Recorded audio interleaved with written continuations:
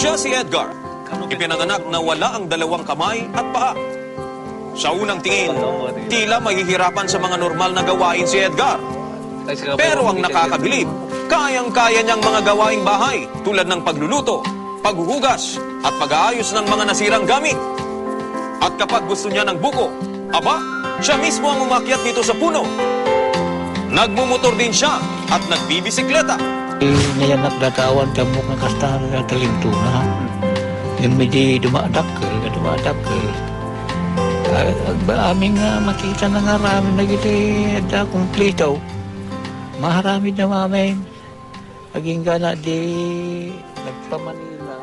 Sa kabila nito, hindi rin daw madali ang pinagdaanan ni Edgar.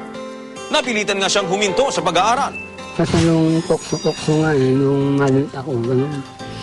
Kaya hindi na kayo Hindi na ako nakapag-aral na lagutan. Ganun pa man, patuloy na tinatatagan ni Edgar ang kanyang loob upang patuloy na mabuhay ng normal. Kaya sa akin, yung mga katulad ko, panggatun na lang natin kung anong damit natin. Hindi natin kagustuhan.